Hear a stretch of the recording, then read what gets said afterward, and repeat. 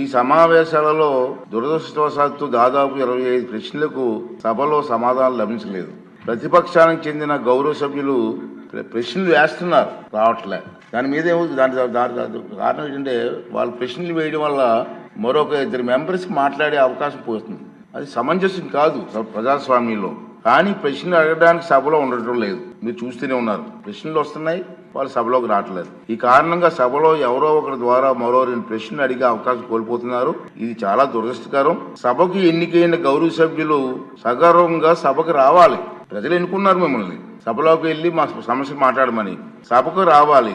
ఎవరికి కనిపించకుండా వచ్చి సభ్యులు హాజరు పట్టికలో సంతకాలు చేసి వెళ్ళిపోతున్నారండి, దొంగలలాగా వచ్చి. మీరు గౌరవ సభ్యులే, ప్రజలు ఎన్నుకున్నారు, మీరు ఎమ్మెల్యేస్. దొంగలలాగా వచ్చి సంతకాలు పెట్టవలసిన అవసరం ఇచ్చింది కర్మ.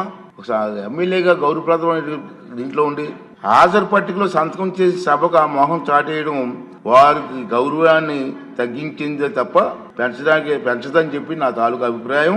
వీరిలో ముఖ్యంగా నా దృష్టికి వచ్చింది వై బాలనాగరెడ్డి గారు, తాటిపర్తి చంద్రశేఖర్ గారు, రేగం లింగం గారు, మత్స్యలింగం గారు, విరూపాక్ష గారు, మత్స్యరాజ విశ్వేశ్వరరాజు గారు, ఆగిపాటి అమర్నాథ్ రెడ్డి గారు, దాసరి సుధ గారు. మనం చూసాం.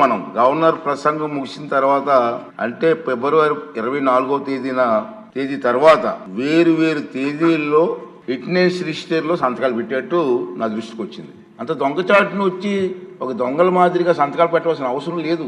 కానీ వారు ఎవరు కూడా నాకు సభలో కనిపించలేదు. సంతకాలు ఉన్నాయి కానీ సభలో కనిపించారండి మీకు ఎవరికన్నా? నాకైతే కనిపించలేదు. ఇది ఎంతవరకు సమంజసం వారే నిర్ణయించుకోవాలి. మనల్ని ఎన్నుకున్న ప్రజలు మనం ఆదర్శంగా నిలవాలి తప్ప ప్రజలకి, మీకు ఓట్లు వేసిన ప్రజలకి తలవంపులు తెచ్చేలే ప్రవర్తించకూడదని చెప్పి నా అభిప్రాయం. ఈ సభ ముందు పెట్టాలని చెప్పి నేను ఈ 2 విషయాలు మీకు తెలియజేస్తున్నానండి.